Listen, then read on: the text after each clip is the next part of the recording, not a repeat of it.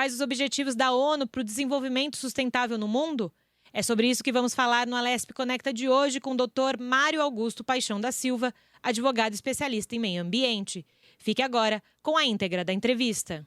Bem-vindo, doutor, ao nosso programa. Para popularizar esse tema que tanta gente escuta, a gente fala tanto sobre isso, tanto se preocupa.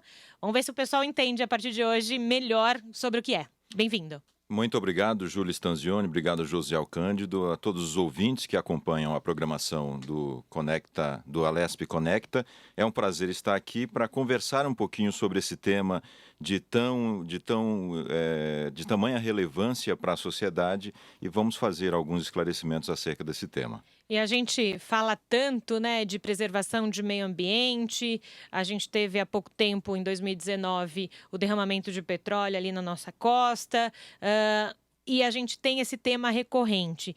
Vou ajudar aqui com a minha colinha para as pessoas que estão vendo e ouvindo a gente. Né? Em setembro de 2015, 193 países membros das Nações Unidas adotaram uma nova política global, a Agenda 2030 para o Desenvolvimento Sustentável. Traduzindo isso, o que significa, doutor? Bom, significa que as nações mais importantes do planeta, os países que respondem pela política de desenvolvimento econômico do mundo, se reuniram e não é resultado de um trabalho isolado. Existe um processo que já vem correndo há pelo menos 2, 3 décadas. Essa discussão sobre desenvolvimento sustentável começou lá na ECO 92, na Conferência das Nações Unidas sobre o Meio Ambiente e Desenvolvimento, que foi realizado no Rio de Janeiro em junho de 92.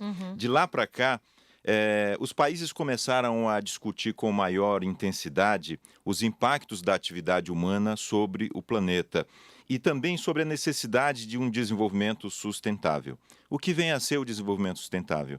A gente ouve muito essa expressão, desenvolvimento sustentável. E não sabe efetivamente, a gente só vai reproduzindo, não sabe efetivamente o que é. Exatamente. Então, desenvolvimento sustentável é aquele desenvolvimento que prima por 3 aspectos, que tem 3 dimensões: a dimensão econômica, a dimensão social e a dimensão ambiental. Imaginemos aqui qualquer atividade humana realizada. Para que ela se enquadre numa atividade que respeite o desenvolvimento sustentável, ela precisa contemplar esses 3 aspectos. Além de visar a questão econômica, ela deve ser socialmente justa e ambientalmente equilibrada. Se, por exemplo, uma empresa que trabalha com exploração de produção de algum componente químico, se essa empresa visa lucro, obviamente, mas se ela de repente emprega mão de obra dos funcionários normais e além dessa mão de obra utiliza mão de obra de cooperativa. Tá. Então ela está gerando um resultado social ali para aquela comunidade local, importante. Mas na ponta, no final do trabalho dela, se ela polui o meio ambiente, se ela despeja os dejetos da atividade industrial dela sem nenhum tratamento ali no meio ambiente, ela não está exercendo uma atividade com base no desenvolvimento sustentável. Então, precisa contemplar os 3 aspectos. Os 3 aspectos, jogando para o popular, está jogando contra a própria comunidade ali no entorno. Exatamente. Não seria isso. Então, é uma via de mão dupla, entender que tem um desenvolvimento para a região, porém, você também tem que cuidar da própria região para que aquilo continue valendo. Em resumo, seria isso para que as pessoas entendessem. Exatamente, exatamente. E aí, quando a gente joga essa ideia de desenvolvimento sustentável numa escala global, nós temos, então, esse documento oficial da ONU, da Organização das Nações Unidas, que fala exatamente sobre isso. É preciso implementar o desenvolvimento sustentável em todas as escalas. Em todas as atividades. Em tudo que aquilo que o ser humano produz. O seu trabalho, o trabalho do Josiel, o meu trabalho, qualquer pessoa está vinculada com esse compromisso do desenvolvimento sustentável. Ninguém está à margem desse compromisso, porque é uma questão de sobrevivência. Se nós não tivermos essa preocupação com o meio ambiente, nós estamos anulando a possibilidade de autossobrevivência. Eu ia justamente comentar isso. Num programa anterior aqui, a gente falava de saneamento básico, de tratamento de água, né? E até o deputado Sebastião Santos, que veio ao nosso programa, estava falando, se a gente não cuidar da água, ela vai acabar. né? Porque a gente já tira da região metropolitana água para servir São Paulo. Sim. Não é que a natureza vai acabar, mas se você voltar com tantos dejetos para a natureza, não tiver um controle de poluição e tudo mais, uma hora o ecossistema vai falar, chega, né? Não tem mais. Então, o ser humano, além de ter esse documento oficializado da ONU com os países, com comprometimento, e daqui a pouco o senhor vai falar, você vai falar para a gente, o ser humano também tem que pensar que o problema é dele também, né? Não é só de governo. Exatamente. É um compromisso individual que cada cidadão, cada cidadã tem que assumir perante o planeta e o meio ambiente, e um compromisso institucional das organizações, da sociedade como um todo. Ninguém está imune a esse compromisso de cuidar do meio ambiente na sua escala individual mesmo, na sua casa, Na no sua seu território. casa, é isso, né? Fazer a coleta seletiva, não jogar dejetos. Enfim, se cada um pensar no seu ambiente, no seu espaço, a gente, quem sabe, conseguir entregar para nossos filhos e netos um mundo melhor. E a gente está falando, né? Agenda 2030, Desenvolvimento Sustentável da ONU. O limite é que chegue em 2030 com o que é alcançado por esses países?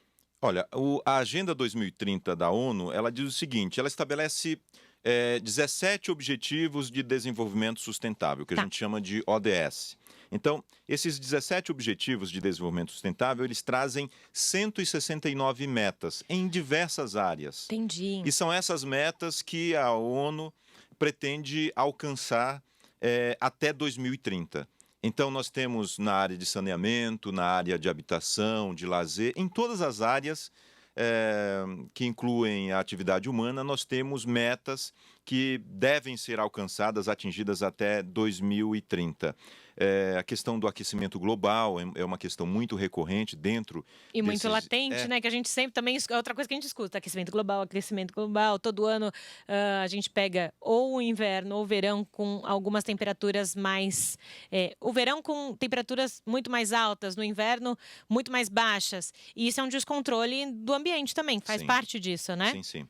Olha só, entre os objetivos, os 17 objetivos, eu vou citar alguns aqui rapidamente. Legal, para contar pra gente, pro pessoal começar a entender. Por exemplo, mesmo. um dos objetivos da ODS, da Agenda 2030 da ONU, é a erradicação da pobreza até 2030. É um objetivo Baita auspicioso, desafio. mas que é possível. Se houver distribuição de renda, melhor distribuição dos recursos, enfim, é possível. E a gente está entrando nessa década, né? 2020 para 2030. São Exatamente. 10 anos, né? Quer dizer, agora são 10 anos, né? Já foi isso aí desde 2015. 15. Então a gente tem 5 anos atrás ali. A gente tem que correr atrás do prejuízo, né? Fome zero e agricultura sustentável é um outro objetivo que está sendo perseguido pela Agenda 2030. Saúde e bem-estar, é muito importante esse tema. Educação de qualidade, porque todas as pessoas têm direito de receber uma instrução de qualidade para que possam prover o próprio sustento, o próprio desenvolvimento, crescerem enquanto ser humano para atingir a felicidade. A gente vê que é um círculo aí, né? Uma coisa vai dependendo da outra para funcionar. Igualdade de gênero, empoderamento feminino, são temas que também estão incluídos nessa agenda. A gente acha que só se fala de meio ambiente no desenvolvimento sustentável. Não, são vários aspectos da sociedade, é isso. Porque as pessoas fazem parte do meio Né? ambiente. Não dá para a gente falar em meio ambiente, proteger as árvores, as florestas, se o ser humano não estiver protegido. Então, não dá para falar de meio ambiente sem considerar a figura do ser humano. E isso é muito bacana a gente falar, porque é uma das coisas que a gente já desmistifica aqui, né? Que é só falar de meio ambiente, de alguma coisa do gênero. Pode continuar, doutor. Então, esses temas todos são tratados na Agenda 2030, qualidade de vida nas cidades, consumo e produção responsáveis, a responsabilidade social das empresas. Esse é um tema muito interessante que eu gosto de tratar, porque antigamente, Júlia, as empresas elas davam por quitada a sua obrigação social com o simples pagamento de impostos. Ela exerce uma atividade, paga os seus impostos E ao tá tudo Estado certo. e liquidava a fatura social dela. Esse conceito mudou radicalmente. Hoje, uma empresa, para ser considerada uma empresa responsável socialmente, ela, além de quitar essa fatura social, precisa ter responsabilidade ambiental. Ela não pode simplesmente poluir o ecossistema, Uhum. não pode trabalhar sem se preocupar com a implementação de políticas voltadas para esse Sim. desenvolvimento sustentável, porque senão ela perde clientela, ela perde aceitação na comunidade e fica numa situação delicada. E a gente não pode deixar, como às vezes acontece em casa, esqueceu de pagar uma conta, vem alguém cortar a luz, aí aos 49 do segundo tempo você vai lá pagar, deixa a conta na portaria, ou esqueceu de comprar alguma coisa em casa que vai fazer falta. Com o meio ambiente, com o ecossistema, com tudo isso que a gente falou de segurança das pessoas, de reconhecimento das pessoas, a gente não pode deixar para quando acontece correr atrás de fazer alguma coisa, né? Puxando até pelo que aconteceu aqui no Brasil, a questão do derramamento de óleo, que é uma coisa talvez mais latente para as pessoas entenderem um pouquinho como funciona, talvez tinha que ter um plano de ação para, né? E às vezes a gente só vai cuidar das coisas quando as coisas acontecem. Então, por isso que essa agenda é importante, porque ela já te dá uma visão a longo prazo, é isso. Exatamente. E o planeta cobra, ele manda a fatura e nem sempre Fácil. é possível quitar essa fatura. Você vê aí, tem problemas ambientais que você não consegue resolver depois que você gera esses passivos. Então a gente precisa ter essa preocupação, ter isso em mente, de que os recursos são finitos, muitos não são renováveis e a gente precisa cuidar melhor do nosso planeta. Outro conceito muito importante que a gente precisa disseminar: acabar com a ideia de que a minha atitude não impacta no outro. Muito pelo contrário, tudo que eu faço tem impacto Demais. sobre as pessoas que vivem na minha comunidade, sobre a cidade onde eu moro, sobre o país. De alguma forma, isso vai reverberar. Então, o que eu faço de bom e de ruim impacta nos outros. Isso também é um conceito novo de meio ambiente que a gente precisa disseminar. E uma coisa, eu tenho 36 anos, desde que eu me conheço por gente, eu escuto vó, mãe, todo mundo falando: não joga o papel de bala no chão, porque depois vai lá pro bueiro, depois a sua rua fica alagada e tudo mais. Na época, a rua da minha avó ficava um caos quando chovia. É uma coisa boba, entre aspas, besta, mas pensa numa cidade como São Paulo, com tantos milhões de pessoas, se cada um jogar o papelzinho de bala. Não reclama da enchente depois, né? Exatamente. E aí tem uma parte que é a responsabilidade do poder público, que tem Sim, que ser não cobrada, vamos tirar isso. mas também tem a responsabilidade individual. O poder público não consegue dar conta de todo o passivo que existe. Então, se você, como você disse, Júlia, se cada pessoa fizer isso, jogar lixo na rua, enfim, não cuidar do próprio lixo, você vai gerar um passivo que o poder público não Sim. vai ter dar conta. E a gente está falando nessa escala menor, mas você mesmo disse, a natureza cobra em algum momento. Pensa no mundo todo mundo fazendo tudo errado, os governos de todos os níveis não conseguindo dar conta daquilo, é o que você falou, vai chegar a conta. Aí vai ser ou é tsunami, ou é inundação, é furacão, cada região tem o seu, né? No caso, todo mundo agradece que o Brasil não tem isso, mas daqui a pouco alguma coisa vai sobrar para o Brasil também, para nossa certeza. região, não tem jeito, né? Com certeza. E por isso cada um tem que fazer a sua parte. Esse momento agora, você que está nos ouvindo, já parou para pensar no que você está fazendo para cuidar melhor do planeta e do meio ambiente? Você está fazendo a sua parte? Você pode fazer aí na sua casa mesmo, recolhendo o lixo, separando o lixo que é reciclável do lixo orgânico. Existe uma iniciativa muito bacana que eu fiz até uma experiência essa semana. Existe uma empresa, é uma startup, na verdade, que está trabalhando com coleta de lixo seletivo. Bacana. O cidadão que separa o lixo reciclável leva esse material todo para a sede da empresa, que está distribuído em vários pontos aqui da cidade de São Paulo e também no interior e outros lugares. E você troca por pontos.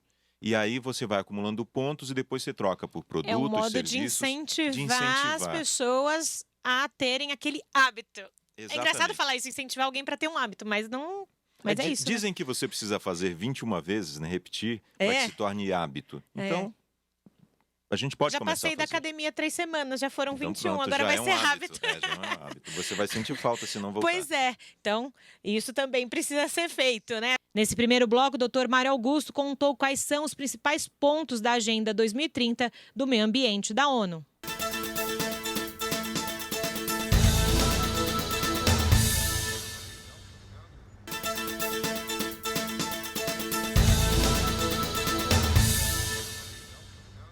Voltamos a falar sobre meio ambiente e desenvolvimento sustentável aqui no Alesp Conecta.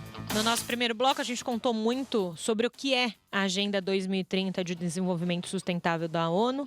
Contou para quem ouviu e viu a gente que não é só sobre meio ambiente.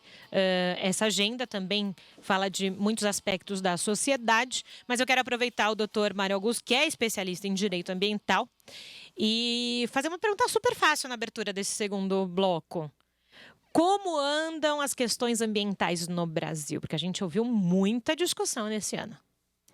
Foi um tema recorrente na imprensa, né? Muito. Esteve em pauta praticamente semana a semana. 90%, Começou aí com o novo governo federal, muitas polêmicas, declarações polêmicas, algumas flexibilizando a fiscalização ambiental, o controle de queimadas, dados sobre aumento de queimadas que foram também relativizados, né? E, na verdade, estávamos fazendo uma interpretação equivocada sobre esses números que depois se confirmaram. Então, a questão ambiental no Brasil, hoje, eu considero uma questão bastante complexa. O Brasil está passando por um momento de descrédito internacional e a participação na COP25, que aconteceu agora recentemente, é a prova cabal disso. O Brasil ele se desgastou bastante, a participação, inclusive brasileira, foi comentada como algo desastroso. E no ambiente interno nós temos um clima de muita incerteza na área ambiental, principalmente com relação aos órgãos de fiscalização, controle de queimadas, enfim.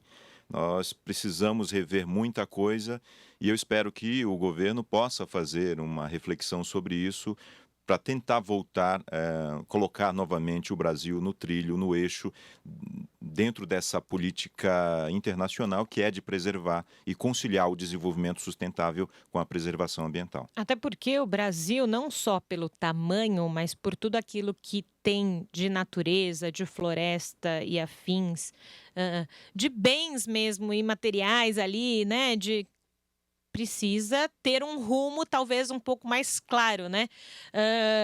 Você disse a sigla, né? COP25. Para quem nunca ouviu falar em COP, o que é o COP e quais repercussões ficaram para 2020? Porque aqui em todos os sites estão. Adiou para 2020 decisões sobre o combate ao aquecimento global. Conta pra gente. Bom, a COP25 é a Conferência da ONU sobre o Clima. Esses países que fazem parte da ONU, eles se reúnem com regularidade para discutir essa questão de extrema importância, que é a questão do aquecimento global e como fica o desenvolvimento das nações frente a esse aquecimento global. A COP25... Um dos temas principais dessa conferência era a implementação das operações de crédito de carbono, que foram adiadas, como você Que é justamente informou, isso, né? inclusive com a participação do Brasil, emperrando as negociações para a implementação disso. O que significa isso na prática? Que as pessoas, as instituições ou os países, empresas também, que preservam as suas áreas de cobertura vegetal, elas poderiam receber créditos por essa preservação. E outras empresas ou países que têm um passivo pagariam exatamente para esses outros países ou empresas, corporações que fazem a preservação, que deixam de destruir a cobertura vegetal e receberiam uma espécie de incentivo. Então, o Brasil foi bastante criticado agora na Conferência da ONU sobre o Clima, a COP25, porque acabou emperrando as negociações para que se chegasse a um acordo internacional sobre isso. E quando a gente diz emperrando, para quem não entende também sobre como funcionam essas questões lá de negociação entre os países e tudo mais, não ir de acordo nesse momento ao que a ONU gostaria? É isso? Exatamente. É você criar empecilhos, obstáculos à aprovação do texto final que poderia reverter... É você não concordar com aquilo que foi escrito. Exatamente. E se não houver concordância, se o Brasil não assinar, se não concordar, se não se propuser a realizar aquilo que está sendo discutido dentro da COP, dentro da Conferência sobre o Clima, você inviabiliza a aplicação. Então, nesse sentido, o Brasil ele foi bastante criticado pelos países, pelos representantes dos países que participaram da COP25, porque acabou adotando uma postura muito questionável de não facilitar a negociação e de apresentar obstáculo para que um documento final fosse assinado já. E isso, pro nosso país, diante dos outros países que querem ou que gostariam que o texto passasse, vamos colocar assim, né, e que se empenham nas mudanças e tudo mais, como fica para o Brasil isso? É como se fosse a gente estivesse reunindo, alguém não quisesse ir para casa de alguém e fica assim, puxa, de novo ele não quis ir, de novo ele não quis fazer isso. É mais ou menos isso? Poxa, de novo o Brasil está emperrando isso. O que pode futuramente trazer para a gente? Olha, falando de uma forma bem simples, como você colocou agora, Júlia, é como se o Brasil ele fica muito mal visto no cenário internacional. Entendi. É como aquele amigo que é convidado para os eventos sociais E e nunca nunca quer. vai. Ou Entendi. quando vai, só fica reclamando, fazendo cara feia, fica emburrado. É mais ou Entendi. menos essa postura, a imagem que o Brasil está passando para os demais países nesse cenário internacional. Então, para o Brasil, isso pode ser muito ruim, porque o Brasil foi para a COP25 com a expectativa de atrair recursos financeiros, de conseguir assinar acordos para trazer dinheiro para investir na Isso que eu ia preservação falar, faz parte ali também do network. e não conseguiu. Porque, primeiro, não levou projetos efetivos para Uhum. conseguir esses recursos e a própria postura de não querer negociar, de não querer facilitar a elaboração de um acordo para ser cumprido nesse período, isso inviabilizou também a concessão de recursos de outros países para o Brasil. Então, no cenário internacional, em termos de meio ambiente, o Brasil ele sai muito enfraquecido. Enfraquecido. E como é que funciona? Por exemplo, a gente tem uma agenda que a gente falou, né, no primeiro bloco, ONU 2030, depois eles vão se reunir para ver se aquilo que foi compilado antes chegou, se há algum resultado interessante, positivo, negativo, se X, Y, Z de países fez a coisa certa, conseguiu, se aproximou, quais os países que não fizeram. Tem algum tipo de sanção na ONU ou não? São só recomendações? Como é que funcionaria isso? Existiria assim, China, você emitiu mais gases do que deveria. X. Como é que é isso? Existe isso? Olha, em matéria de acordos internacionais, a gente trabalha basicamente com o compromisso assumido. Então, são metas que são assumidas e essas metas elas só fazem sentido se os países todos signatários eles assumirem esse compromisso em atingir essas metas. Se um país, de repente, não envida esforços para cumprir isso, ele cai no descrédito internacional. Aí ele Entendi. passa de um ator influente no cenário internacional para um papel de menor importância. Passa a ser um coadjuvante. Hoje, o Brasil ele está seguindo para uma posição de ator coadjuvante no cenário internacional. Não aquele que vai para lá e é ouvido efetivamente. Exatamente. Alguns anos atrás, nós tínhamos uma postura totalmente diferente. O Brasil ele era líder mundial em matéria de meio ambiente. Ele era ouvido, um dos principais atores, protagonista. Ele mantinha uma posição de protagonismo.